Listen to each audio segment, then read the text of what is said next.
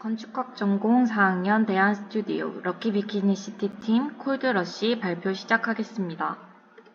우선 저희는 북극권을 중심으로 조사를 했던 매크로 리서치부터 그 안에 스발바르라는 작은 도시를 조사한 마이크로 리서치, 그 리서치 내용을 토대로 도출한 팀 계획안과 개인 작업을 순서로 진행을 해보겠습니다. 우선 저희가 주목했던 사회현상은 해빙으로 인한 북극항로의 활성화입니다. 먼저 북극항로는 세 개로 나눌 수 있습니다. 대부분의 러시아의 영해를 끼고 있는 북동항로와 캐나다 영해를 지나는 북서항로, 마지막으로 북극해 한가운데를 지나는 북극횡단항로가 있습니다. 그래프를 보시면 빙하의 면적은 몇십 년 사이에 급격히 줄고 있는 것을 볼 수 있고 머지않아 우리는 북동항로보다 북극횡단항로의 이용이 가능해질 것으로 예상됩니다. 앞서 말씀드린 자료들을 보시면 북극항로의 중요성에 대해서 추가 설명을 드리고 싶습니다.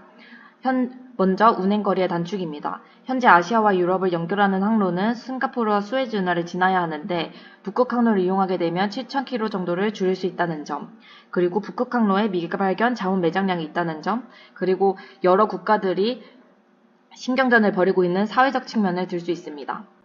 저희가 이러한 논쟁의 중심에 있는 북극권에서 주인이 없는 제도가 하나 있습니다. 바로 스발바르라는 섬입니다. 노르웨이령의 섬이지만 이곳에서 발생하는 경제적 이득은 모두 자유이며 세금이 없습니다. 이 섬이 좋은 대상지인 이유 또한 세 가지 측면에서 볼 수가 있는데, 첫 번째, 북극 횡단항로의 길목에 위치하고 있다는 점, 두 번째, 스발바르 조약이라는 특수성 때문에 자유경제수역으로의 공공의 성격을 띠고 있다는 점, 세 번째, 한류가 난류가 만나는 지점에 있기에 같은 위도에 위치한 타 국가들보다 온화한 편이라는 점이 있습니다. 결론적으로 저희가 선정한 프로젝트의 대상지는 스발바르라는 제도입니다. 이름도 낯선 지역이기 때문에 경관이 보이는 사진을 첨부해보았습니다. 사진으로 보시다시피 나무가 없는 설경의 극지역의 모습을 볼 수 있습니다. 산맥 사이 협곡에 위치한 작은 도시가 바로 스발바르입니다. 스발바르의 총 인구는 2,617명이며 수도는 롱이어비엔입니다. 예전에 광업으로 성행했던 지역이지만 현재 노르웨이 정부의 친에너지 정책과 환경 문제로 인해서 현재는 쇠퇴 중이며 광산의 폐쇄로 인해서 광업에 종사하던 근로자들이 지속적으로 감소를 하고 있습니다.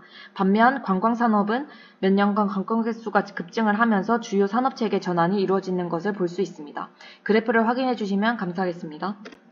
스발바르에선 독특한 경관 또한 볼 수 있는데요. 사진에서 보실 수 있다시피 식생이 자라기가 어려워 수목이 없으며 광거 빙하가 흘러내린 침식작용으로 인한 지형의 형태와 극지역에서만 볼 수 있는 오로라의 절경을 볼 수 있으시며 인공적인 경관 또한 말씀드리겠습니다. 먼저 극지방은 땅도 얼기 때문에 영구 동토층이라는 녹지 않은 얼음으로 이루어진 지반을 버틸 수 없는 상하수도관을 기온이 불안정한 활성층으로부터 띄워서 설치를 하게 됩니다. 때문에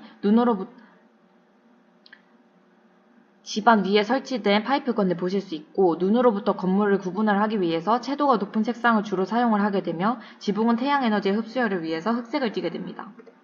지구의 자전축은 23.5도 기울어져 공전을 하기 때문에 극지방에서는 해가 지지 않는 백야와 해가 뜨지 않는 극야 현상이 나타나게 됩니다. 백야 시기에는 항로가 열리고 날씨가 온화해져 물류와 관광이 활성화됩니다. 반면 극야 시기에는 바닷물이 얼음길로 막혀 교통 인프라에 제약이 발생하고 그에 따라 도시의 활동성이 줄어듭니다.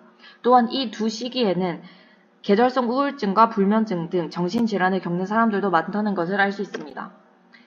저희가 스발바르에 대한 마이크로 리서치를 통해서 얻어낸 결론을 그래프로 정리를 해보았습니다. 대자연에 위치한 북극이라는 점에서 인프라 구축과 지역사회 간의 딜레마가 있었고 저희는 이러한 부분을 백야와 극야의 활동 면적과 범위를 조절하는 것으로 중심점을 찾고자 하였습니다. 우측에 보이는 것은 롱이어비엔의 기존 도시 지적도입니다. 석탄의 채굴하는 광산의 위치에 따라서 도시의 영역성이 확장이 되어 있습니다. 최근에는 극지역의 연구를 수행을 하기 위해서 공공성을 띠는 국제종자보관소와 스발바르 대학교들이 들어선 것을 알 수 있습니다. 저희가 이러한 스발바르의 사회적 상황을 토대로 앞으로의 가상의 시나리오를 꾸려봤는데요. 인구 추이와 이러한 부분들을 수치화해서 구체화시키고자 하였습니다. 저희가 이 시나리오에서 말씀드리고 싶은 것은 증가 추세를 보이는 스발바르의 인구를 그냥 두는 것이 아니라 도시 수준에서의 제스처로 조절을 하고자 한다는 점입니다. 관광객과 거주민의 인구 제한을 통해서 무자비한 개발이나 자연으로의 저역량을 고려하고자 하였습니다. 좌측에 있는 지도는 저희가 재구조화한 스발바르의 마스터 플랜입니다. 집은 직선형에서 중정형을 이루는 형태로 변화를 하였고 순환도로가 생기는 등 도시가 재구조화되었습니다. 이 부분은 앞에 있는 요 기존 지적도와 비교를 해서 한번 봐주시면 감사하겠습니다.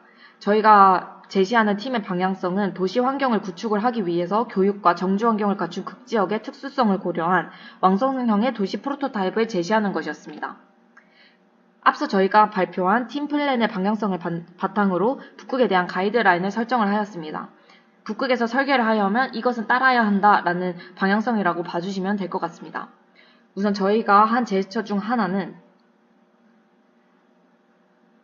도시체계의 도시 구조의 제한입니다. 기존 스발바르는 광산업에 종사하며 광업으로 에너지를 조달하였지만 상경과 석탄 고갈로 인해 광산업이 줄어들게 되었으며 그에 따라 변화할 도시체계입니다. 단발적인 도로체계를 보완을 하기 위해서 추가적인 도로체계로 순환체계를 배치한 것 또한 확인해 주시면 되겠습니다. 다음으로는 저역량 개발입니다. 백야와 극야 시기별 영역 조절을 한 것을 봐주시면 되고 인구 유입과 도시 활동 수준에 따라서 극야 시기에는 물류와 관광 활동이 줄어들기 때문에 외곽 지역의 공공 서비스는 일시적으로 중단을 하였습니다. 무차별적인 개발을 방지를 하기 위해서 흐르는 강을 중심으로 반경 1km 내에 화이트 벨트를 조성을 하였고 그리고 재생에너지를 사용하거나 에너지 저장 장치를 구축하는 것과 같은 제스처를 활용을 하였습니다. 다음으로는 낯선 환경과 극한 기후로 인해서 계절성 우울증을 해소하기 위한 마을 주민 간의 건강한 커뮤니티를 형성하기 위한 제스처입니다. 우선 야외 활동을 유도를 하기 위해서 커뮤니티 시설을 3단계로 나누어 주거에서 할 수 있는 작은 단위의 커뮤니티부터 두 번째로는 중간 단위의 거점 커뮤니티, 즉 학교나 교회, 관광에서 할 수 있는 커뮤니티들, 그리고 가장 큰 커뮤니티 시설인 항구나 지원시설에서 관광객을 수용할 수 있는 커뮤니티로 제안을 해보았습니다. 또한 녹지 환경을 조성하는 것, 그리고 빛 환경과 비축 공간의 의무화 등 설계의 가이드라인을 잡아보았습니다. 그리고 저희가 가이드라인을 기반으로 한 팀 설계에서 개인 설계로 나아가기 위해 저희는 사이트 선정을 해야 했는데 순환도로에 접하는 거점 시설을 우선 총 7개로 꼽을 수 있었고 여기서 저희는 스발바르 포트, 그리고 아틱 기어, 그리고 에드하우스, 그리고 아틱 스콜레 총 이렇게 4가지의 사이트를 잡아서 설계를 진행을 하게 되었습니다. 여기서 저희가 꼭 지켜야 하는 가이드라인으로는 스발바르만의 지역 아키타입을 적용을 할 것, 극한 기후에서 외출이 불가할 상황을 대비를 하여서 지하 공간에는 저장고를 배치할 것, 주민들의 건강한 커뮤니티를 위해서 백야와 극야의 전환된 프로그램을 제시할 것을 최종 가이드라인으로 선정을 하였습니다. 저희가 첫 번째로 진행을 하였던 개인 설계 중 하나는 스발바르 포트입니다. 많아질 항구의 유입량과 북극 항로로 인해서 가능해질 북극 항로의 가능성을 생각하여 항구를 설계를 해보았는데요. 여기에서 봐주실 것은 이 쉐입들과 그리고 항구의 기능적인 부분들을 도면에서 확인해 주시면 감사하겠습니다. 도면을 확인해 주시면 감사하겠습니다. 그리고 아크틱 기어입니다. 이 시설은 기존의 화력 발전소를 리노베이션하여 설계된 것인데 백야 시즌에는 시장으로 활용되고 극야 시즌은 사람들이 모일 수 있는 큰 커뮤니티 시설로 전환되는 것을 보실 수 있습니다. 이 부분 또한 스케치와 도면으로 확인을 해주시면 감사하겠습니다. 극야 시즌의 도면입니다.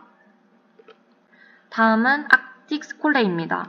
교육 환경으로 스발바르의 학교를 설계안입니다. 많은 어반 홀스, 그러니까 그 도시 구멍들을 설계를 하여서 운동장과 교실 등을 설계한 사례입니다. 이 또한 그 도면을 확인을 해주시면 감사하겠습니다.